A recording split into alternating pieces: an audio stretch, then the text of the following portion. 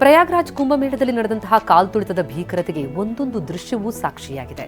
ಕಾಲ್ತುಳಿತ ದುರಂತ ನಡೆದ ಸ್ಥಳದಲ್ಲಿ ಚಲ್ಲಾಪಿಲ್ಲಿಯಾದ ಬಟ್ಟೆ, ಚಪ್ಪಲಿಗಳ ರಾಶಿಯೇ ಇದೆ. ಆ ಚಪ್ಪಲಿ ಬಟ್ಟೆಗಳ ರಾಶಿಯ ನಡುವೆ ಅಸ್ವಸ್ಥರಾದವರನ್ನು ಮಲಗಿಸಲಾಗಿತ್ತು. ಪ್ರಯಾಗ್ರಾಜ್ನ ಕುಂಭಮೇಳದ ಸಂಗಮ್ ಘಾಟ್ ಬಳಿ ಕಾಲ್ತುಳಿತ ಸಂಭವಿಸ್ತಾ ಇದ್ದಂತೆ ಮಹಾಕುಂಭಮೇಳದಲ್ಲಿದ್ದ ಭಕ್ತರಲ್ಲಿ ಆತಂಕ ಹೆಚ್ಚಾಗಿತ್ತು. ಈ ವೇಳೆ ತಾತ್ಕಾಲಿಕ ಸೇತುವೆಯಲ್ಲಿದ್ದ ಭಕ್ತರು ಭೀತಿಯಿಂದ ನದಿಗೆ ಜಿಗಿದರು. ಮಹಿಳೆಯರು, ವೃದ್ಧರು ನದಿಗೆ ಇಳಿತಾ ಇದ್ರೆ ಪೊಲೀಸರು ಮೂಕ ಪ್ರೇಕ್ಷಕರಾಗಿ ನಿಂತ ದೃಶ್ಯ ಸೆರೆಯಾಗಿದೆ. ಪ್ರಯಾಗ್ರಾಜ್ ಕಾಲ್ತುಳಿತದ ಬಗ್ಗೆ ಕರ್ನಾಟಕದ ಮಹಿಳೆಯೊಬ್ಬರು ಭೀಕರತೆಯನ್ನು ಬೆಚ್ಚಿಟ್ಟಿದ್ದಾರೆ. ಏಕಾಏಕಿ ಸಾವಿರಾರು ಮಂದಿ ಮಧ್ಯೆ ನೂಕುನುಗ್ಗಲು ಸಂಭವಿಸಿತು. ನಾವು ಕೆಳಕ್ಕೆ ಬಿದ್ದರೂ ಜನ ನಮ್ಮ ಮೇಲೆ ನಡೆದು ಹೋದ್ರು, ತಪ್ಪಿಸ್ಕೊಳ್ಳೋದಕ್ಕೆ ನಮಗೆ ಯಾವುದೇ ದಾರಿಯೇ ಸಿಕ್ಕಿಲ್ಲ ಅಂತ ಸರೋಜಿನಿ ಹೇಳಿದ್ದಾರೆ. ಪ್ರಯಾಗ್ರಾಜ್ನಲ್ಲಿ ಸಂಭವಿಸಿದ ಭೀಕರ ಕಾಲ್ತುಳಿತದಲ್ಲಿ ಬೆಂಗಳೂರಿನ ಉಮೇಶ್ ಎಂಬುವರಿಗೆ ಗಾಯವಾಗಿದೆ. ಈ ಬಗ್ಗೆ ಖುದ್ದು ಉಮೇಶ್ ಮಾಹಿತಿಯನ್ನ ಹಂಚಿಕೊಂಡಿದ್ದಾರೆ. ಗಾಯ ಆಗಿದೆ, ಆಸ್ಪತ್ರೆಗೆ ಹೋಗಿ ಬಂದಿದ್ದೇನೆ, 22 ಕಿಲೋಮೀಟರ್ ನಡ್ಕೊಂಡು ಹೋಗಿದ್ದೇನೆ, ಭಕ್ತರಿಗೆ ಯಾವುದೇ ವಾಹನದ ವ್ಯವಸ್ಥೆ ಮಾಡಿಲ್ಲ ಅಂತ ಬೇಸರ ವ್ಯಕ್ತಪಡಿಸಿದ್ದಾರೆ. ಕುಂಭಮೇಳದಲ್ಲಿ ನಡೆದಂತಹ ಕಾಲ್ತುಳಿತ ದುರಂತ ನೆನೆದು ಪ್ರೇಮಾನಂದಪುರಿ ಶ್ರೀ ಕಣ್ಣೀರು ಹಾಕಿದ್ದಾರೆ. ವಿಐಪಿಗಳಿಗೆ ಆದ್ಯತೆ ಕೊಟ್ಟಿದ್ದರಿಂದಲೇ ಕಾಲ್ತುಳಿತ ಸಂಭವಿಸಿದೆ. ಕೇವಲ ವಿಐಪಿಗಳನ್ನು ಮಾತ್ರ ನೋಡಿಕೊಂಡಿದ್ದಾರೆ. ಉಳಿದ ಭಕ್ತರಿಗೆ ಕನಿಷ್ಠ ವ್ಯವಸ್ಥೆ ಮಾಡಿಲ್ಲ. ಯಾವುದೋ ತಂದೆಯ ಮಗ ಸತ್ತು ಹೋದ್ರು ಅಂತ ಅಳಲು ತೋಡ್ಕೊಂಡ್ರು. ಕಾಲ್ತುಳಿತದ ಹಿನ್ನೆಲೆ ಉತ್ತರ ಪ್ರದೇಶ ಮುಖ್ಯಮಂತ್ರಿ ಯೋಗಿ ಆದಿತ್ಯನಾಥ್ ಭಕ್ತರಲ್ಲಿ ಮನವಿ ಮಾಡಿದ್ದಾರೆ. ಸಂಗಮ್ ಘಾಟ್ಗೆ ಹೋಗಬೇಡಿ, ನೀವಿರುವ ಸಮೀಪದ ಘಾಟ್ಗೆ ಹೋಗಿ ಅಲ್ಲಿ ಪವಿತ್ರ ಸ್ನಾನ ಮಾಡಿ ಅಂತ ಮನವಿ ಮಾಡಿದ್ದಾರೆ.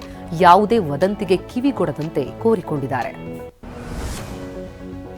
ಪ್ರಯಾಗ್ರಾಜ್ನ ಮಹಾಕುಂಭದಲ್ಲಿ ನಡೆದ ಕಾಲ್ತುಳಿತದ ಬಗ್ಗೆ ಉತ್ತರ ಪ್ರದೇಶ ಸಿಎಂ ಯೋಗಿ ಆದಿತ್ಯನಾಥ್ ಪ್ರತಿಕ್ರಿಯಿಸಿದ್ದಾರೆ. ಭಕ್ತರು ಏಕಾಏಕಿ ನುಗ್ಗಿದ್ರಿಂದ ಬ್ಯಾರಿಕೇಡ್ ಮುರಿದು ಕಾಲ್ತುಳಿತ ಸಂಭವಿಸಿದೆ. ಪ್ರಯಾಗ್ರಾಜ್ನಲ್ಲಿ 8 ರಿಂದ 10 ಕೋಟಿ ಜನ ಇದ್ದಾರೆ. ಯಾವುದೇ ಅಹಿತಕರ ಘಟನೆ ನಡೆಯದಂತೆ ಕ್ರಮಕ್ಕೆ ಸೂಚಿಸಲಾಗಿದೆ ಎಂದರು. ಮಹಾಕುಂಭದಲ್ಲಿ ಸಂಭವಿಸಿದ ಕಾಲ್ತುಳಿತದ ಬೆನ್ನಲ್ಲೇ ತ್ರಿವೇಣಿ ಸಂಗಮದಲ್ಲಿ ಪುಣ್ಯ ಸ್ನಾನಕ್ಕೆ ಬ್ರೇಕ್ ಹಾಕಲಾಗಿತ್ತು. ಆದರೆ ಸದ್ಯ ಪರಿಸ್ಥಿತಿ ನಿಯಂತ್ರಣಕ್ಕೆ ಬಂದಿದೆ. ಪವಿತ್ರ ಸ್ನಾನವನ್ನು ಮತ್ತೆ ಆರಂಭಿಸಲಾಗಿದೆ. ಇದುವರೆಗೆ 3 ಕೋಟಿಗೂ ಹೆಚ್ಚು ಭಕ್ತರು ಪವಿತ್ರ ಸ್ನಾನ ಮಾಡಿದ್ದಾರೆ.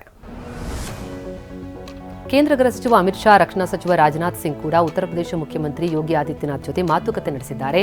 ಕೇಂದ್ರದಿಂದ ಎಲ್ಲಾ ರೀತಿಯ ಸಹಾಯ ಮಾಡುವುದಾಗಿ ಯೋಗಿಗೆ ಭರವಸೆ ಕೊಟ್ಟಿದ್ದಾರೆ. ಮಹಾಕುಂಭದಲ್ಲಿ ಸಂಭವಿಸಿದ ಕಾಲ್ತುಳಿತ ದುರಂತದಲ್ಲಿ ವಿಪಕ್ಷಗಳು ಯೋಗಿ ಸರ್ಕಾರದ ವಿರುದ್ಧ ಮುಗಿಬಿದ್ದಿವೆ. ಈ ಬಗ್ಗೆ ಟ್ವೀಟ್ ಮಾಡಿರುವ ಯುಪಿ ಮಾಜಿ ಸಿಎಂ ಅಖಿಲೇಶ್ ಯಾದವ್, ದುರಾಡಳಿತದಿಂದ ಈ ದುರಂತ ಸಂಭವಿಸಿದೆ. ಭಕ್ತಾದಿಗಳು ಸಾವನ್ನಪ್ಪಿದ ಸುದ್ದಿ ಅತ್ಯಂತ ದುಃಖಕರ ಅಂದಿದ್ದಾರೆ. ಕುಂಭಮೇಳದಲ್ಲಿ ಕಾಲ್ತುಳಿತ ಪ್ರಕರಣಕ್ಕೆ ಸಂಬಂಧಿಸಿದಂತೆ ರಾಹುಲ್ ಗಾಂಧಿ ಆಘಾತ ವ್ಯಕ್ತಪಡಿಸಿದ್ದಾರೆ. ಎಕ್ಸ್ನಲ್ಲಿ ಪೋಸ್ಟ್ ಮಾಡಿರುವ ರಾಹುಲ್ ಗಾಂಧಿ, ಸರಿಯಾದ ವ್ಯವಸ್ಥೆ ಮಾಡುವಲ್ಲಿ ಸರ್ಕಾರ ವಿಫಲ ಆಗಿದೆ. ವಿಐಪಿಗಳನ್ನು ನೋಡಿಕೊಳ್ಳುವಲ್ಲಿ ಆಡಳಿತ ತಲ್ಲೀನವಾಗಿತ್ತು. ಸಾಮಾನ್ಯ ಭಕ್ತರ ಬಗ್ಗೆ ಆಡಳಿತ ಗಮನ ಕೊಡಲಿಲ್ಲ ಅಂತ ದೂರಿದ್ದಾರೆ. ಬೆಂಗಳೂರಿನ ಚಿಕ್ಕಜಾಲ ಪೊಲೀಸ್ ಠಾಣಾ ವ್ಯಾಪ್ತಿಯಲ್ಲಿ ಸ್ನೇಹಿತರ ಜೊತೆ ಊಟಕ್ಕೆ ಹೋಗಿದ್ದ ವಿದ್ಯಾರ್ಥಿ ನಾಪತ್ತೆಯಾಗಿದ್ದಾನೆ. ಎಂಜಿನಿಯರಿಂಗ್ ವಿದ್ಯಾರ್ಥಿ ಪವನ್ ಕುಮಾರ್ ನಾಪತ್ತೆಯಾದ ವಿದ್ಯಾರ್ಥಿ. ಜನವರಿ 22ರಂದು ಪವನ್ ನಾಪತ್ತೆಯಾಗಿದ್ದು ಈವರೆಗೂ ಪತ್ತೆಯಾಗದ ಹಿನ್ನೆಲೆ ಪೋಷಕರಲ್ಲಿ ಆತಂಕ ಹೆಚ್ಚಿದೆ. ಬಾಗಲಕೋಟೆ ಮುಧೋಳ ತಾಲೂಕಿನ ಲೋಕಾಪುರ ಸಮೀಪದ ಹೆದ್ದಾರಿಯಲ್ಲಿ ಲಾರಿ ದಗದಗನೆ ಹೊತ್ತಿ ಉರಿತು. ಬೆಂಕಿ ಹೊತ್ತಿದ ಕೂಡಲೇ ಚಾಲಕ ಲಾರಿಯಿಂದ ಕೆಳಗಿಳಿದಿದ್ದಾನೆ. ಟೈರ್ ಬ್ಲಾಸ್ಟ್ ಹಿನ್ನೆಲೆ ಲಾರಿಗೆ ಬೆಂಕಿ ಹೊತ್ತಿಕೊಂಡಿರುವುದಾಗಿ ಶಂಕಿಸಲಾಗಿದೆ.